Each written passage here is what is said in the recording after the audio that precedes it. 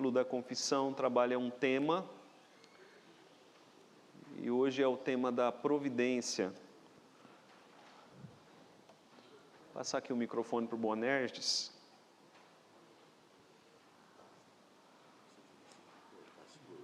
Acho que já está ligado.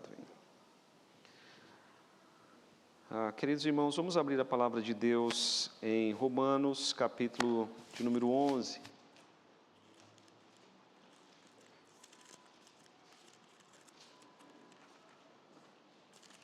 Romanos, capítulo de número 11.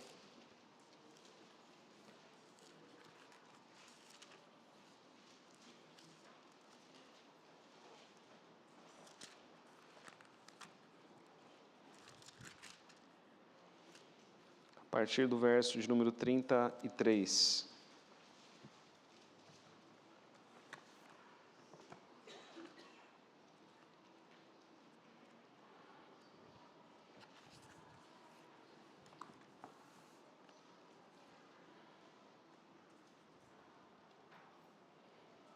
Antes de nós fazermos a leitura, vou pedir para o nosso irmão André, presidente da UPH, fazer uma oração a Deus,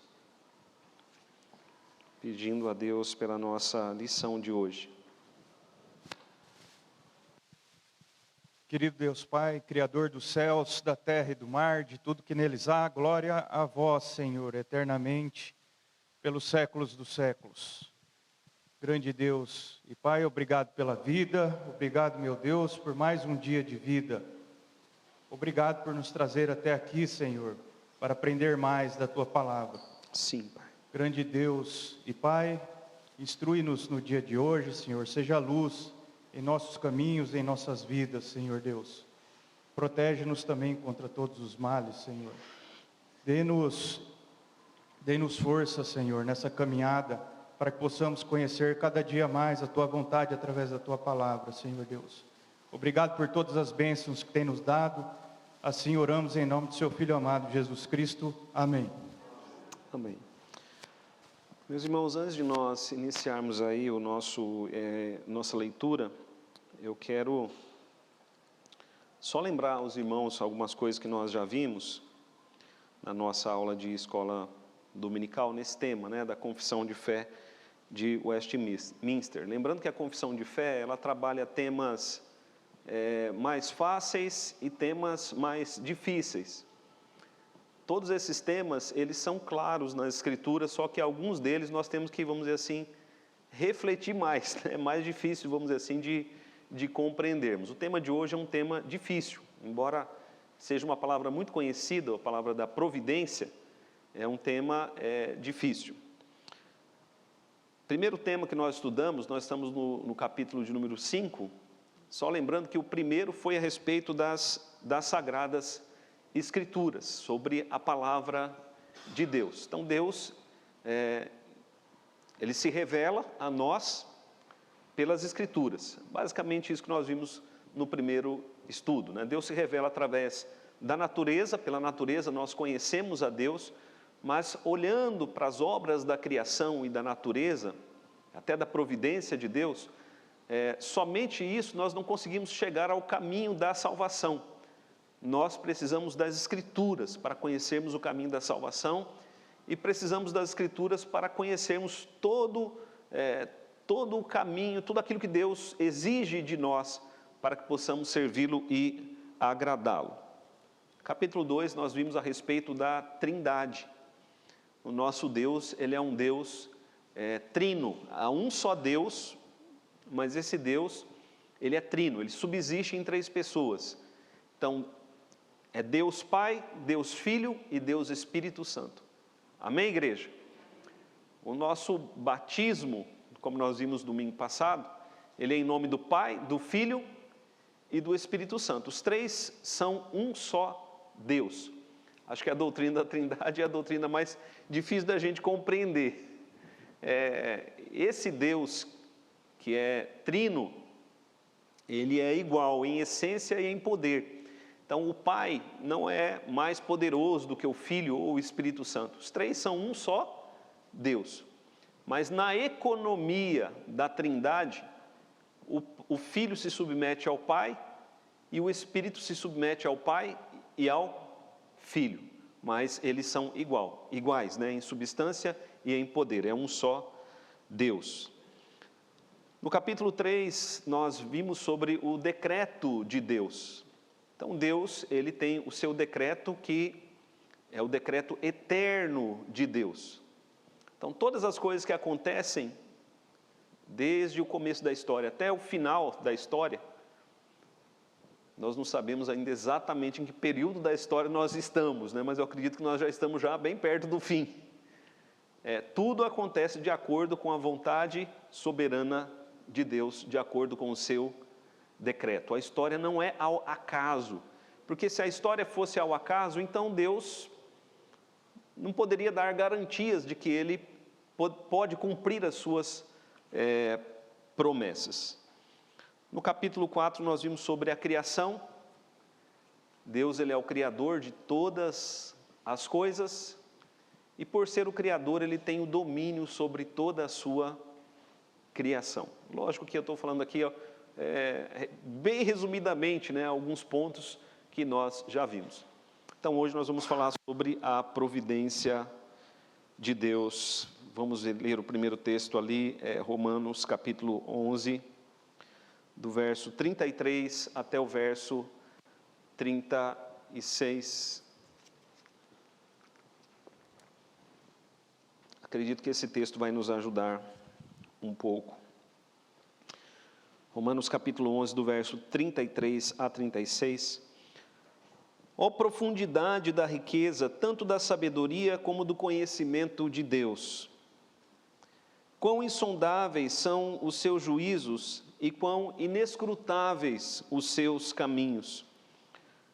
Quem, pois, conheceu a mente do Senhor, ou quem foi o seu conselheiro?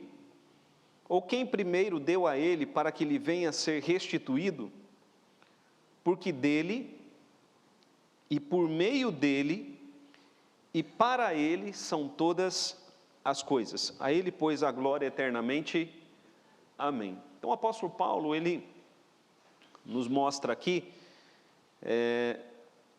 um dos temas, né, principais aqui de Romanos é a respeito da salvação. O apóstolo Paulo, ele nos fala aqui a respeito da profundidade, né? Veja ali o verso de número 2. A profundidade da riqueza, da sabedoria e do conhecimento de Deus. Então, a sabedoria, né, a sabedoria de Deus, o seu conhecimento é tão profundo. Na verdade, meus irmãos, o que Paulo quer mostrar aqui é que é insondável para nós. Nós falamos a respeito de Deus, do ser de Deus, nós falamos a respeito das obras de Deus, mas o conhecimento profundo nós, de fato, não temos. Pelo contrário, para nós é incompreensível, né? É incompreensível. Porque Paulo diz ali, verso de número 33, ele diz: quão insondáveis são os seus juízos, inescrutáveis os seus caminhos, né? O que são os juízos de Deus? O juízo de Deus tem a ver com a justiça de Deus, o decreto de Deus, a forma como Deus governa o mundo, a forma como Ele faz as coisas. Então, é insondável para nós. Os caminhos de Deus para nós são inescrutáveis. Às vezes nós questionamos Deus, como Jó questionava. Jó questionava Deus. Jó não entendia o que Deus estava realizando na obra dele, na vida dele, só foi entender no final. Mas como Jó sabia que era Deus, Jó se submetia, porque Jó sabia também que Deus é bom, que Ele é justo e que Ele é reto em todos os seus caminhos. Aí Paulo diz no verso 34, olha ali: quem conheceu a mente do Senhor? Chega mais perto aqui dos irmãos. Quem conheceu a mente de Deus, né? Porque na mente de Deus estão todos os planos dele. Porque Ele faz todas as coisas como Ele faz. Tudo está na mente de Deus. Agora, quem conheceu a mente de Deus? A resposta é ninguém. Mesmo o apóstolo Paulo, que estava escrevendo aqui, Ele não conhecia a mente de Deus. Paulo conhecia, e nós conhecemos aquilo que Deus revelou a nós. Mas aquilo que Deus revelou a nós, meus irmãos, não é tudo, né? Não é tudo. Mas quem conheceu a mente de Deus? Agora, quem foi conselheiro de Deus? Imagine dar um conselho para Deus. Será que nós temos condições de dar algum conselho para o Senhor? Por que o Senhor não faz de tal jeito? Ó Senhor, não. Deus sabe o que faz, meus irmãos. Deus, ele é muito sábio, né? A riqueza, veja ali o verso 33, a riqueza da sabedoria e do conhecimento de Deus. Quem vai dar conselho para Deus? É claro, né? Nós falamos com Deus, nós abrimos o nosso coração para Deus. Às vezes nós até dizemos a Deus o que Ele deve fazer. Mas o fato, meus irmãos, é que ninguém pode dar conselho para Deus, porque Ele já sabe tudo, Ele conhece todos os caminhos possíveis, todas as possíveis possibilidades. Deus sabe, né? Veja o verso 35. Quem primeiro deu a Ele para que Ele venha a ser restituído? E a resposta é ninguém. Agora o verso 33 é surpreendente. E o que eu quero levar os irmãos a pensar é que nós devemos olhar as Escrituras e refletir acerca daquilo que nós estamos lendo, porque às vezes nós lemos superficialmente. O verso 36 diz assim: porque dele, por meio dele e para ele são todas. Então imagine todas as coisas. Todas as coisas. E quando se diz aqui coisas, não são apenas coisas materiais, mas coisas aí engloba também pessoas, estruturas, né? A família é uma estrutura, por exemplo, governos, tudo que se pode imaginar. Então diz ali, né? Tudo é dele, né? Veja o verso 36, porque dele, tudo é dele, tudo é por meio dele, tudo é por meio dele. Paulo vai dizer, sem ele nós não vivemos, não nos movemos e não existimos, tudo é por meio dele. Ele sustenta todas as coisas, e ele também, se alguma coisa acontece, é porque ele permite que aconteça. Depois nós vamos falar mais sobre a permissão de Deus, mas tudo é por meio dele e para ele. Para ele são todas as... Então você imagine que para Deus, né, ou para a sua glória, porque diz ali no a última linha, a ele pois a glória eternamente, então para a glória de Deus. Então tudo que existe no final da história glorificará a Deus. Homens bons, homens maus, anjos e demônios, tudo glorifica ou glorificará a Deus. Você imagine um quadro incompleto. Olhando para um quadro incompleto, quando o artista está pintando, o que você vê às vezes? Um monte de rabiscos, não é? Então, nós quando olhamos para a obra de Deus, às vezes o que nós vemos é isso, são rabiscos, porque nós não vemos o quadro completo da história, desde o primeiro dia da criação até o último dia. Deus não, Deus já vê o quadro completo. E aí, por isso que o apóstolo Paulo, tendo esse vislumbre de Deus, da sabedoria de Deus, do conhecimento de Deus, Paulo pode dizer que no final da história, tudo glorifica a Deus. A procissão bem agora, na frente da igreja, né? Então vamos lá, queridos. Quando nós falamos a respeito da providência de Deus, deixa eu só ligar aqui o meu negócio aqui, né? Quando nós falamos a respeito da providência de Deus, às vezes nós temos uma visão simplista da providência, que é essa daqui. Eu precisava de um remédio, não tinha dinheiro, mas alguém se levantou, me ajudou e Deus entrou com providência. Ok, isso é sim, providência de Deus. Podemos dizer isso porque isso é providência de Deus. Alguém diz assim, eu precisava matricular meu filho na escola, mas tinha que chegar até 8 da manhã, o carro quebrou, mas de repente passou alguém, me deu carona, uma pessoa conhecida me deu carona e eu consegui chegar lá na hora, ou seja, Deus entrou com providência naquela carona para que eu conseguisse chegar no horário e matriculasse meu filho para que ele pudesse estudar naquela escola. Isso sim, faz parte da providência de Deus. Mas, quando nós olhamos para as Escrituras, nós vemos que a providência de Deus, ela engloba tudo. A providência de Deus, ela engloba todas as coisas. O bem e o mal são parte da providência de Deus. A providência tem a ver com o governo soberano de Deus sobre o mundo. Os irmãos estão compreendendo? Tem um livro do Heber Campos. Heber Campos é A Providência de Deus. Você vai encontrar na internet. É grande, eu acho que tem umas 1000 páginas. Ele vai explicar lá sobre a providência. Então, tudo que acontece, queridos, faz parte da providência. A providência é o governo de Deus sobre o mundo.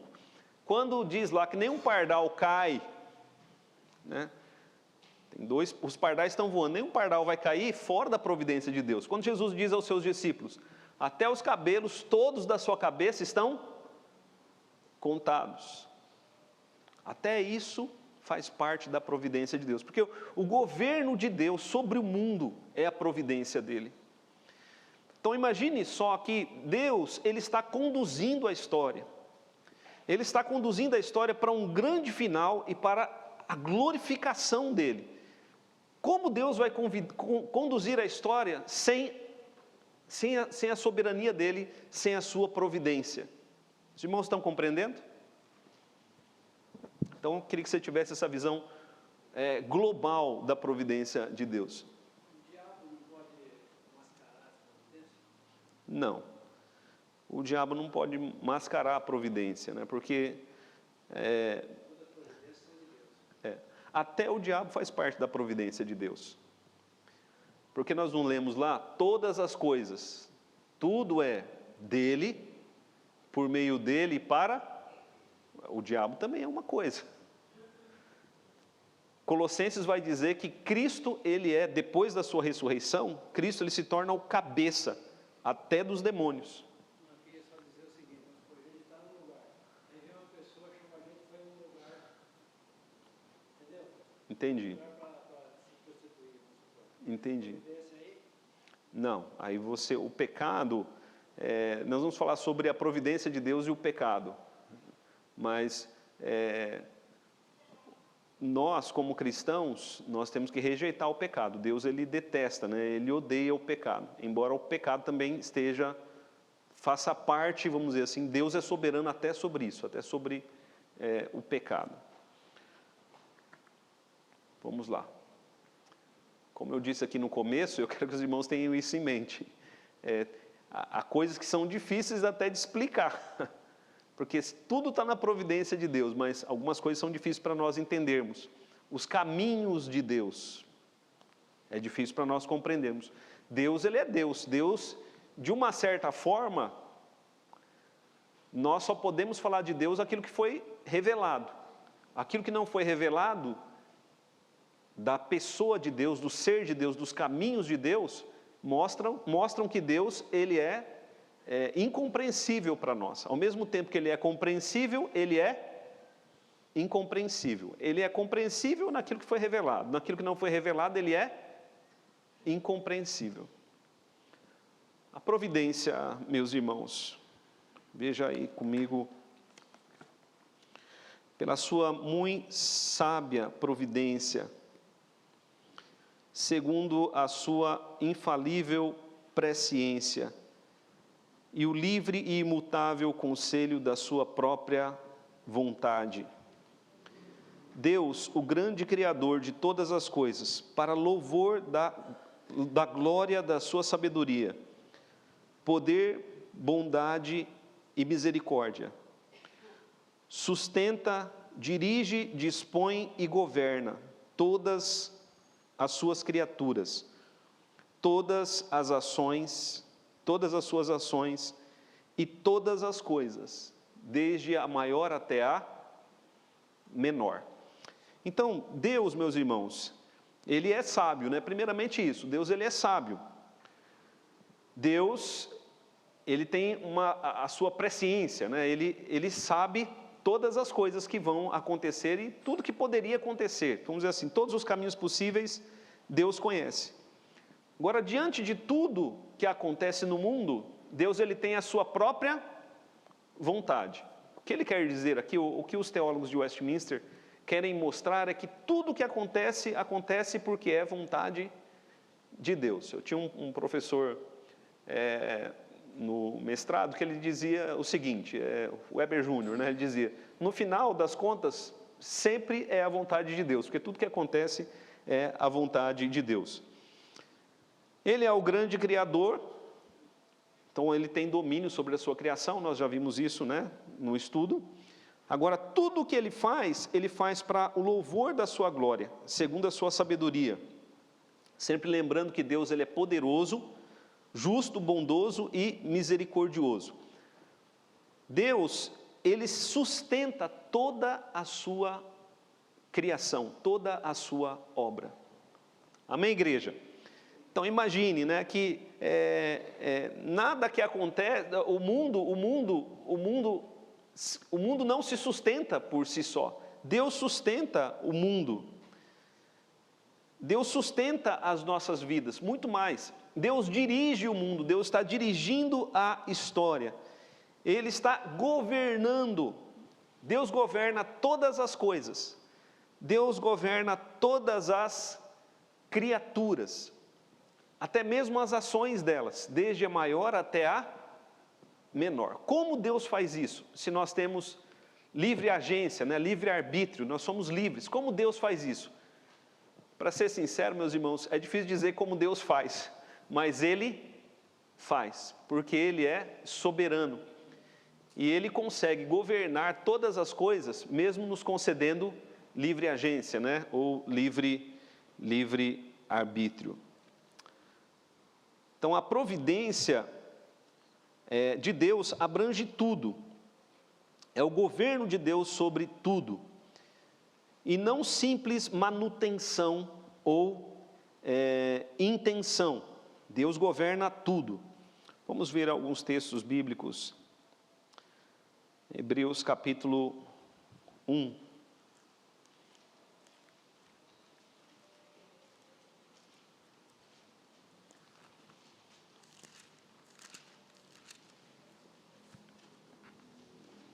Hebreus capítulo 1.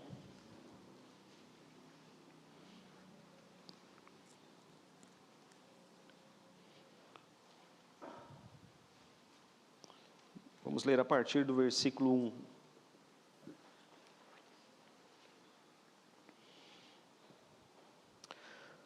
Havendo Deus outrora falado muitas vezes, de muitas maneiras aos pais pelos profetas, nesses últimos dias nos falou pelo Filho. Agora eu quero destacar daqui em diante, né?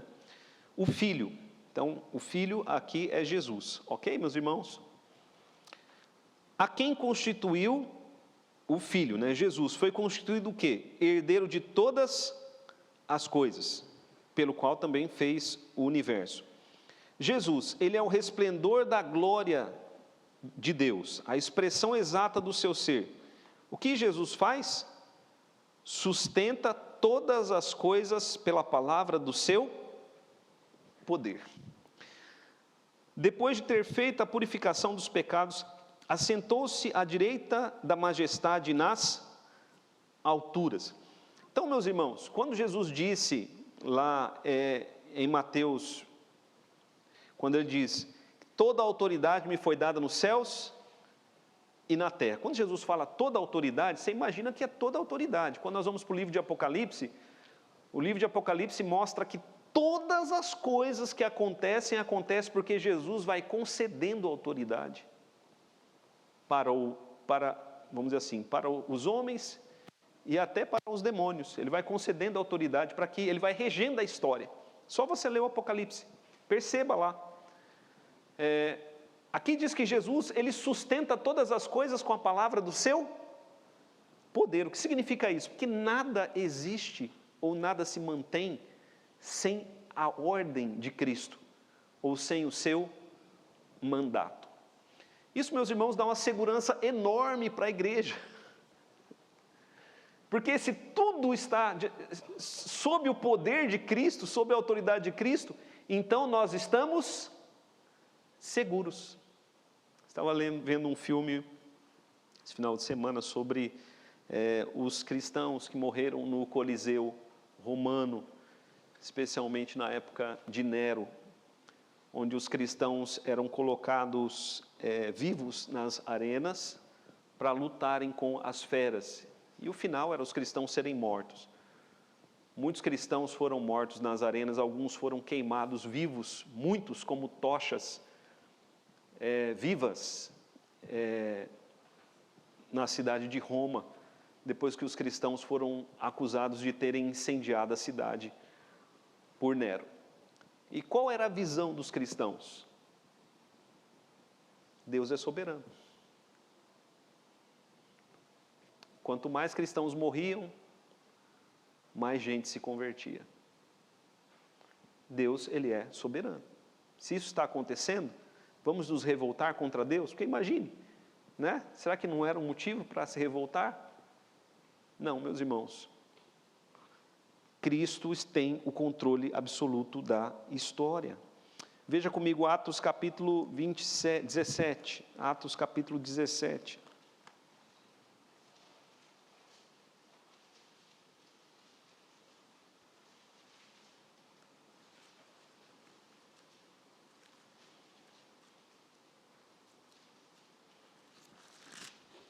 Atos capítulo 17.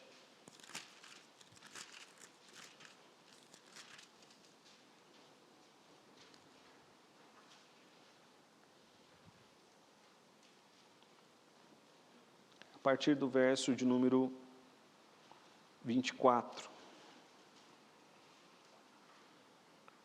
Atos capítulo 17, a partir do verso 24. Lembrando o contexto aqui, Paulo está pregando em Atenas, e ele está falando ali aos atenienses.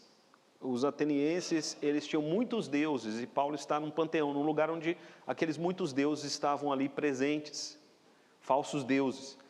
E Paulo começa a falar, olha, esses são falsos deuses, mas eu quero mostrar a vocês o Deus verdadeiro. Havia um altar ali, escrito naquele altar, ao Deus desconhecido.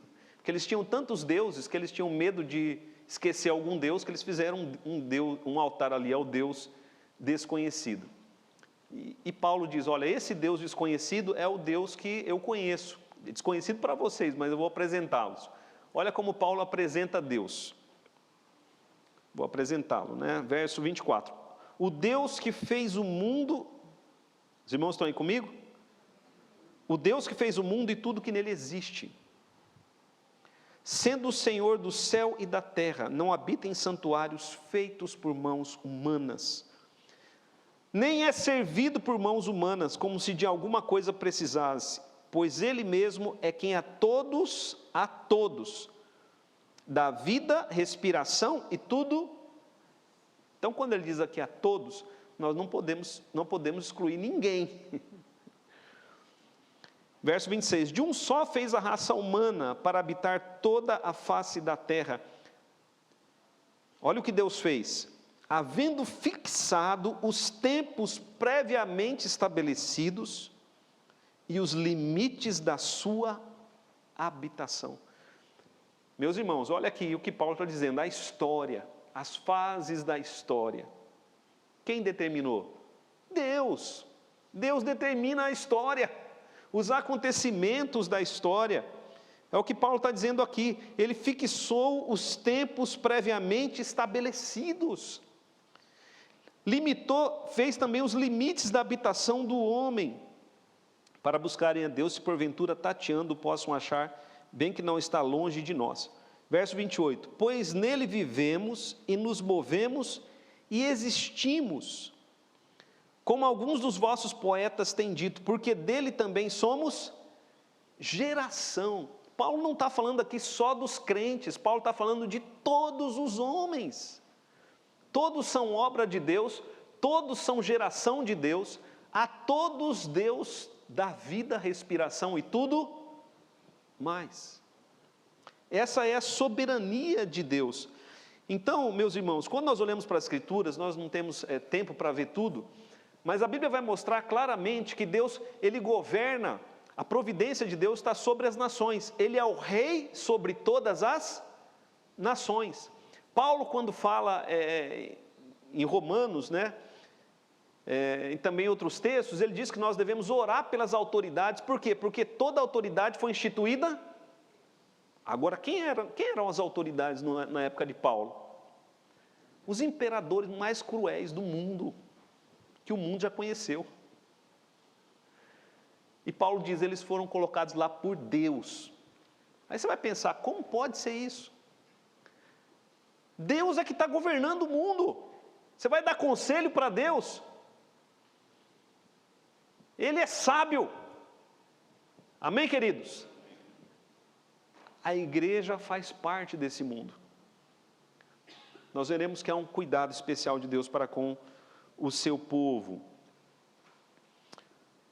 E a finalidade, né? Veja ali Efésios 3:10. A finalidade da providência é sempre a glória de Deus. Efésios capítulo 3,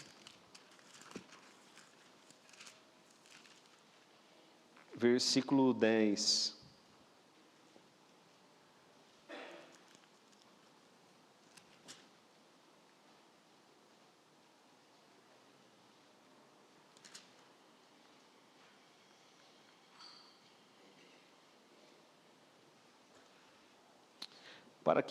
Para que pela igreja a multiforme sabedoria de Deus se torne conhecida agora, dos principados e potestades nos lugares celestiais, segundo o eterno propósito que estabeleceu em Cristo, nosso Senhor, pelo qual temos ousadia e acesso com confiança mediante a fé nele. Portanto, vos peço que não desfaleçais nas minhas tribulações por vós, pois nisto está a vossa glória. Então, Deus, meus irmãos, sempre age com sabedoria. Ok? Sobre a providência, ponto 2 aqui da providência. Posto que em relação à presciência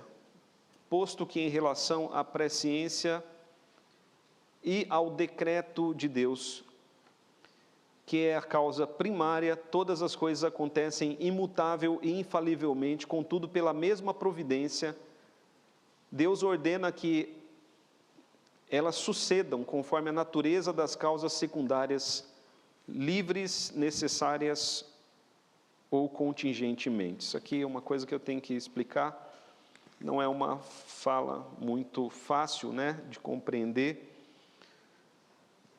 mas vamos lá.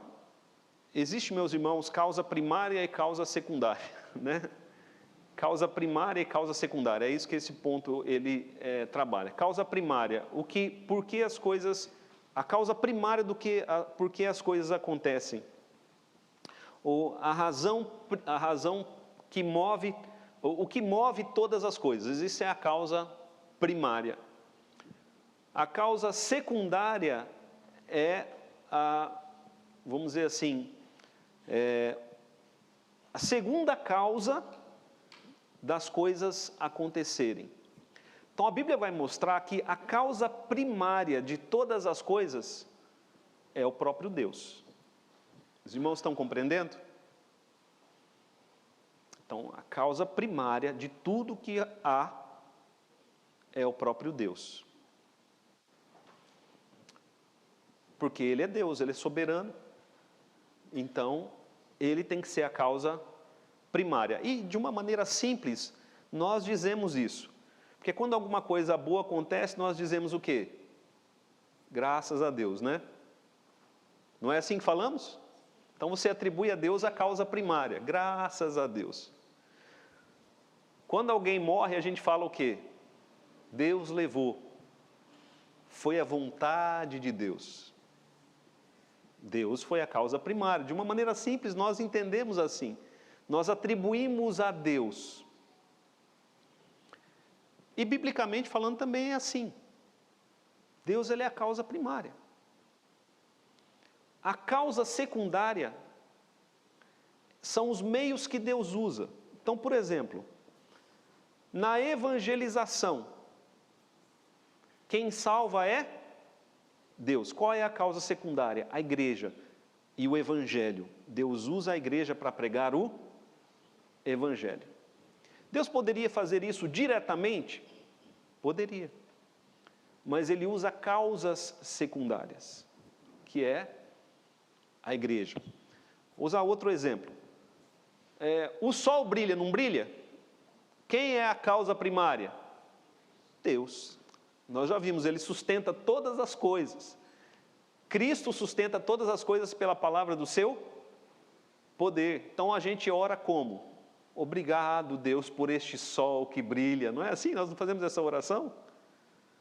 Você acorda, você ora. Ó Senhor, obrigado por esta manhã. Deus é a causa primária. A causa secundária é o sol. Deus usa o sol para iluminar, para aquecer.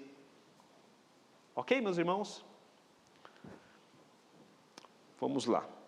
Agora vamos ver ali Jeremias capítulo 32.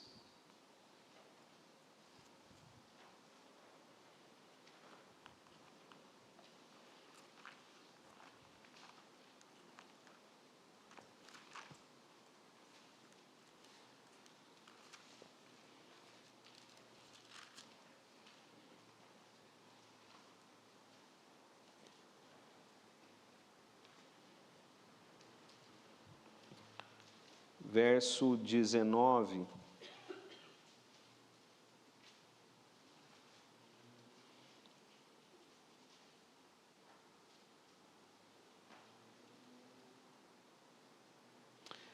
Grande em conselho, Deus é grande em conselho, magnífico em obras, porque os teus olhos estão abertos sobre todos os caminhos dos filhos dos homens, para dar a cada um segundo o seu proceder, segundo o fruto das suas obras. Então mostra aqui a soberania de Deus, né? Os olhos de Deus sobre os homens para abençoar e para castigar. Veja lá Atos capítulo 2, verso 23. Acho que é um texto mais claro, Atos capítulo 2.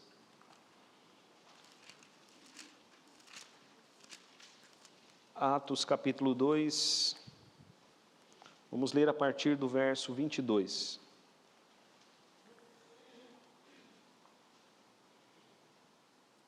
Atos capítulo 2,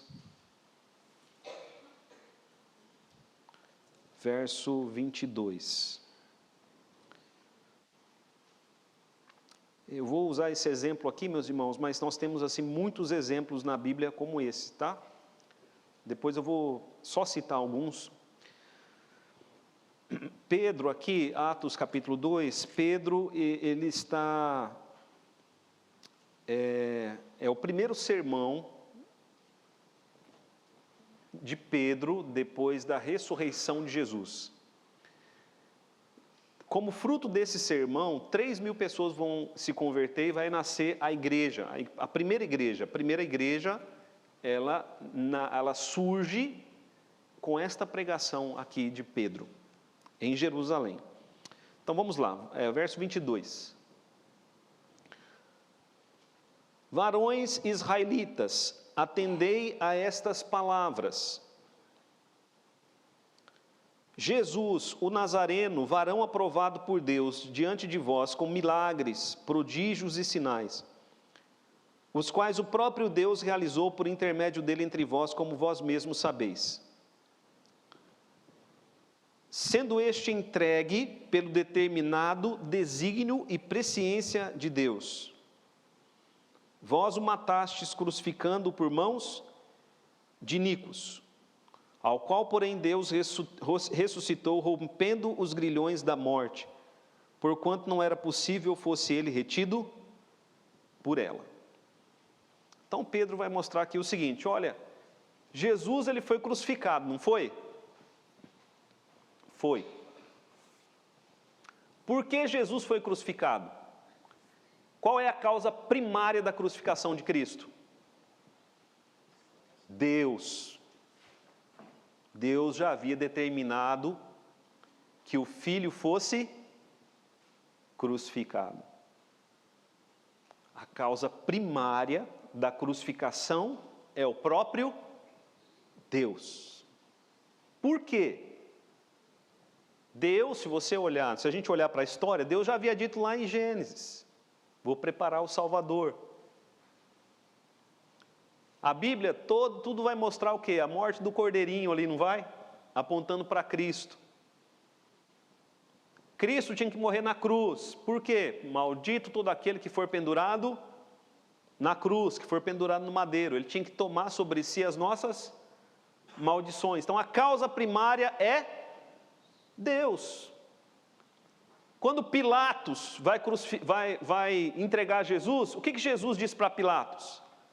Nenhuma autoridade teria se do céu não te fosse. Olha, então está dizendo, o Pai te deu a autoridade, Pilatos. Se o Pai não tivesse dado a autoridade, a mulher de Pilatos teve um sonho, não teve? Ela ficou perturbada com aquele sonho. Por que Deus não deu o sonho para Pilatos?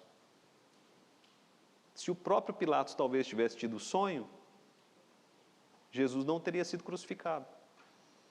Mas Jesus tinha que ser crucificado. Jesus orou, Senhor, não seja feita a minha vontade, mas seja feita a tua. E qual que era a vontade do Pai? Que ele fosse crucificado. A causa primária é Deus. A causa secundária foi quem? Todos aqueles que crucificaram Jesus. Anás, Caifás, o Herodes, Jesus passou por Herodes, Pilatos, Herodes, né? Depois o Pilatos que entregou para a crucificação, os homens que levaram ele para a cruz, o caminho para a via dolorosa, onde ele sofreu bastante. Tudo isso aí é causa secundária. Pedro está dizendo o seguinte, tudo já estava determinado por Deus, pelo decreto de Deus, pela presciência de Deus. Deus é a causa primária, nós somos a causa. Deus estava governando por trás, de uma maneira invisível. Deus estava governando tudo. Se a gente olhar para a história, outros relatos a gente vai ver semelhante. Por exemplo, os irmãos de José, que entregaram José, jogaram José no poço, depois venderam José como escravo. Causa primária, Deus. O próprio José vai dizer, lá no final, não foi vocês, foi Deus. Mas também foi eles. Eles eram a causa, mas Deus tinha que preparar um meio de salvação. Porque se Deus não enviasse José para o Egito, como que Jacó e os seus irmãos iam sobreviver? Como que Israel ia se tornar escravo do Egito e depois ia acontecer a Páscoa? Então, para que a história acontecesse como ela aconteceu, Deus estava governando. A conclusão é, depois nós vamos ver, Deus, Ele dirige e governa até os pecados dos homens. Deus, Ele não comete o pecado, não aprova o pecado. Mas como nós estamos num mundo em pecado, Deus governa e dirige até isso. Ora restringindo o pecado, ora entregando os homens ao pecado. O que os irmãos têm que ver, lendo as Escrituras, porque depois dessa aula vocês vão ler as Escrituras, né, percebendo essas coisas, é que Deus ele é soberano, Deus governa a história. Deus não está assistindo a história. Amém, meus irmãos? Porque às vezes a gente tem a visão de que Deus ele é um espectador. Deus não é um espectador, Deus ele é um governante. Até a permissão de Deus, nós não podemos ver que Deus, às vezes a gente diz assim, Deus permitiu. Como se alguém pudesse permitir sem responsabilidade. Quando seu filho pede assim, pai, posso isso? Você permite, não permite? Mas você tem responsabilidade no permitir ou não? Tem. Ainda mais se você tem poder para preservar a vida. Seu filho vai falar assim, meu filho estava lá no balneário, de repente eu percebi que estava indo muito para o fundo lá do rio, do lago lá. Não, ele tem livre-arbítrio, vou permitir que ele nade. Ele vai morrer, eu não vou permitir. A não ser que eu tenha algum propósito nessa permissão. Deus, ele é soberano, queridos. Não tenhamos outra visão de Deus. Ele é soberano. Quando ele permite com autoridades, com controle, porque ele é soberano sobre a história. Causa primária e causa secundária é isso. Ali fala, causas secundárias, causas necessárias. O que é necessário? Era necessário Pilatos, era necessário que José fosse jogado no poço, de maneira livre, ou seja, os homens é que são responsáveis pelos seus pecados, e não Deus. Contingentemente, aí já é uma palavra da filosofia, usada da lógica. Contingente são todas as coisas que agrupam ou que fazem parte de um acontecimento. Na sua providência ordinária, a palavra ordinária aí tem a ver com coisas comuns, do dia a dia. Na sua providência ordinária, Deus emprega meios para que a sua vontade aconteça. Mas Deus é livre para operar sem eles, ou sobre eles, ou contra eles, segundo o seu desejo. O que significa isso? Significa, falando em palavras simples, Deus pode agir no ordinário ou Deus pode agir no extraordinário. Os irmãos estão compreendendo? Deus, ele pode fazer com que você atravesse o mar num barco, ou ele pode fazer com que você simplesmente seja transportado para o outro lado. Deus pode fazer com que você atravesse o mar, pode fazer com que atravessemos o mar de navio, ou ele pode abrir as águas para que atravessemos a pé enxuto. Deus pode fazer um filho nascer de algo ordinário, um relacionamento entre um homem e uma mulher, ou ele pode fazer com que o filho nasça de uma virgem, como ele fez com Maria. Deus, ele é livre. Amém, queridos? Ninguém pode dizer a Deus, que fazes? Ou por que fazes assim? Deus, ele é livre. Ele pode fazer como ele quiser. Ele pode fazer com que morramos para irmos para o céu, ou ele pode fazer como ele fez com Enoque, com Elias, simplesmente nos levar vivos. Ele é livre para fazer todas as coisas como ele quiser. Deus não tem limites no seu agir. Basta olhar para as Escrituras. Basta olhar. Deus, ele pode converter uma nação inteira, ímpia, pecadora, como ele fez com Nínive, que eram inimigos de Israel, na pregação do pregador mais complicado que tinha, que era Jonas, que não queria que o seu povo se arrependesse. Jonas não pregou salvação em Nínive, Jonas pregou destruição. Jonas falou, dentro de 3 dias essa cidade será destruída. E todo mundo se converteu. Agora Deus pode endurecer uma nação, como ele fez com o Egito.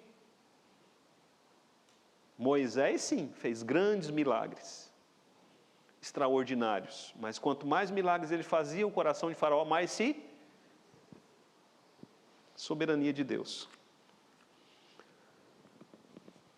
A providência,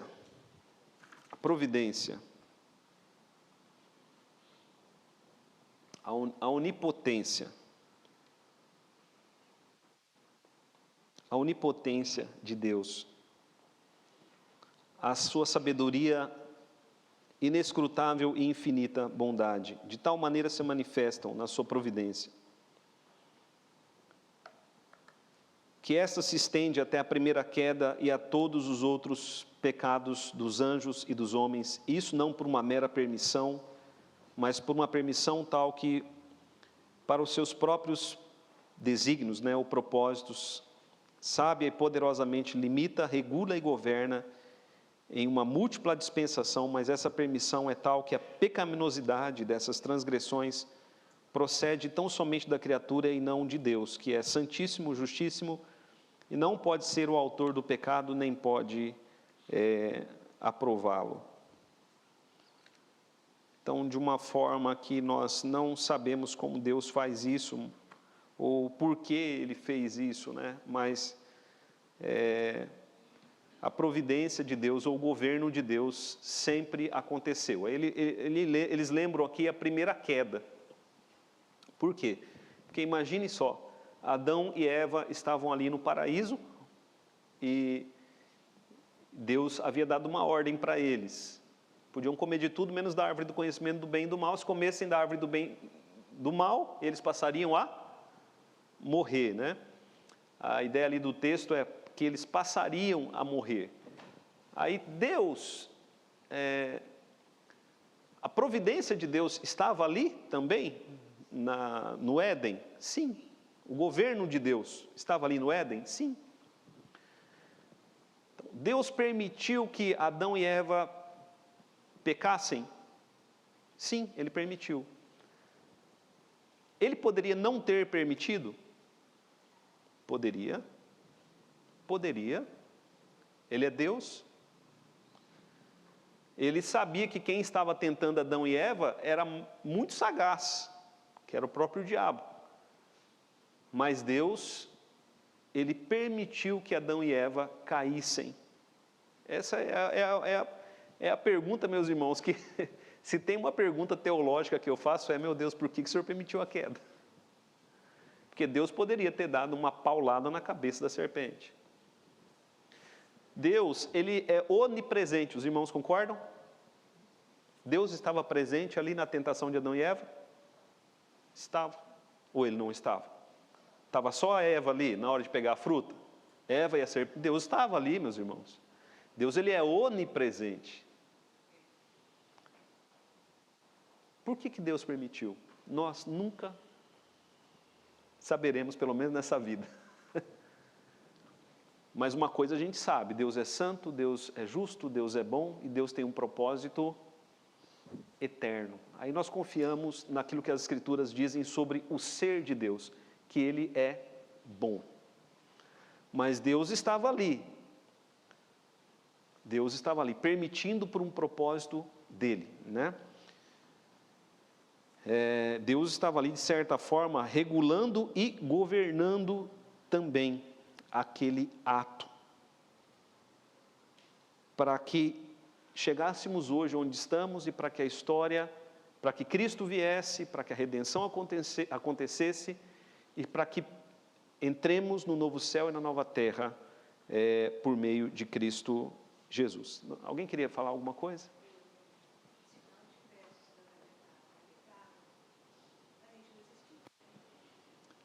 Eu não sei. Dona Eliane falou assim, se não tivesse acontecido o pecado, nós não existiríamos. Eu não sei se não existiríamos, mas Deus permitiu o pecado. Um propósito insondável para nós. É insondável para nós. Pastor. Oi.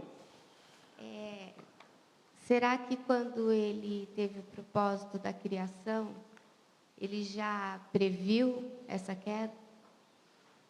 É a Glaura, aqui. Oi, Glaura, estou olhando lá para a galeria. Ele já sabia dessa queda? Ele já sabia, mas mais do que já sabia. A gente, numa teologia mais profunda, a gente entende que isso fez parte do decreto dele, do plano dele. Assim como a cruz já era conhecida antes da criação do mundo. Por que já era conhecida? Porque Deus já né? Não somente sabia. Como eu disse, essa é a visão que a gente tem que ter de Deus. Deus não é um mero espectador. Ele não só permitiu, porque Deus pode agir também, não pode? Ele pode intervir na história. Ali era um momento, se Deus tivesse intervido, não haveria o pecado em nós, porque o nosso problema é o pecado. E por causa do pecado a gente briga com a morte, não é? E o que é mais difícil de compreender é o inferno, que é a condenação, né, de muitos. Mas Deus é soberano, então fazia parte do plano dele, ali, do plano eterno de Deus. Lembra que eu falei do quadro? Se a gente olhar só para essa parte, a gente vai ver como rabisco. O quadro inteiro nós ainda vamos ver na glória. Eu entendo que nós vamos ver, porque tudo é para a glória de Deus. Ele tem um plano glorioso. Mas essa lição da providência, e não vai dar tempo da gente falar tudo, qual é o propósito dos teólogos de Westminster? Mostrar pelas Escrituras que nós devemos descansar em Deus. Porque nessa vida não acontece só coisa boa. Acontece só coisa boa? Lembra do que aconteceu com Jó? Meus irmãos, que não aconteça conosco o que aconteceu com Jó. Porque a gente não suportaria. Mas Jó sabia que Deus era a causa primária. Lembra o que Jó disse para a mulher dele? Receberíamos o bem de Deus. Não receberíamos também o mal? Jó acreditava piamente que Deus estava no controle da história da vida dele. Assim como Deus está no controle de toda história. Deus está no controle de todas as nações. Quando nós olhamos, por exemplo, para o livro de Daniel, nós vemos que Nabucodonosor, meus irmãos, Nabucodonosor estava sob o cuidado de quem? De Deus. Depois o rei Ciro, rei Dario, reis ímpios, estavam na soberania também de Deus. Eles faziam a vontade de Deus. Deus chega a dizer, Ciro, meu servo. Quando a gente olha para outros reis, Deus ele é o rei dos reis, ele governa as nações. Até mesmo através de homens ímpios. É compreensível para nós? Não. Mas nós sabemos, Romanos 8, 28, sabemos que todas as coisas cooperam para o bem daqueles que amam a Deus, daqueles que são chamados segundo o seu propósito. Poderíamos citar vários exemplos aqui, eu já vou encerrar, passar para a Fábio. Mas lembra da oração de Abacuque? Deus mostra para Abacuque uma nação ímpia vindo para dominar Israel. Aí Abacuque ele entra em parafuso. Meu Deus, a gente é pecador, mas o Senhor vai entregar a nossa nação na mão de um povo mais pecador ainda?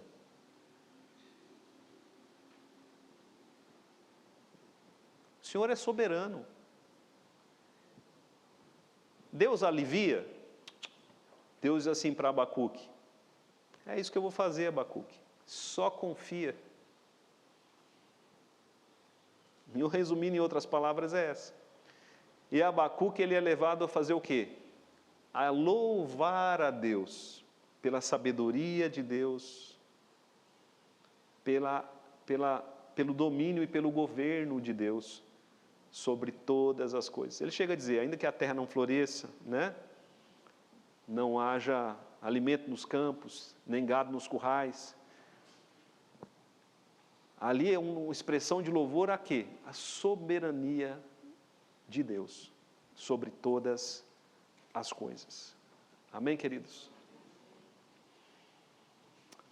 Só citando aqui os últimos 2 parágrafos, eu peço que você leia em casa, não sei se eu vou voltar aqui, mas ele vai falar aqui sobre o pecado, né? Deus, ele às vezes, Deus, na sua providência, ele faz 2 coisas. Às vezes, Deus ele endurece uns e Deus ele amolece outros com as mesmas ações para o santo propósito que ele tem. E para a igreja, que é a última frase aqui da confissão, né, o último parágrafo, a providência de Deus se estende em geral a todos os crentes. Mas de um modo muito especial, Deus cuida da igreja e tudo dispõe para o bem dela. Aí tem vários textos prova, né? Mostrando que para com a igreja, Deus tem um propósito para com a igreja. Deus tem um propósito para com o mundo, mas para com a igreja, Deus tem um propósito eterno. E sabe, meus irmãos, quem cuida da igreja? Não é o pastor Manuel, não. É o próprio Deus. Ele cuida dos seus. Ele é o supremo pastor da igreja. Amém, queridos? Porque se dependesse de mim, você estava lascado. Mas Deus não deixa faltar nada àqueles que são seus. E a igreja aqui na terra, Deus cuida dessa igreja. Deus ampara essa igreja. Deus sustenta essa igreja. Deus purifica essa igreja. Deus governa essa igreja. Ele é soberano. Vamos orar, queridos. Senhor nosso Deus, te louvamos porque Tu és soberano. Nós, às vezes, ó Deus, e muitas vezes somos como Jó. Não sabemos o que acontece nos céus. Sabemos só o que acontece na terra. Mas sabemos, ó Pai, que dos céus o Senhor governa todas as coisas. E por causa da Tua soberania, nós podemos ter a certeza de que a história chegará no propósito para o qual o Senhor a determinou.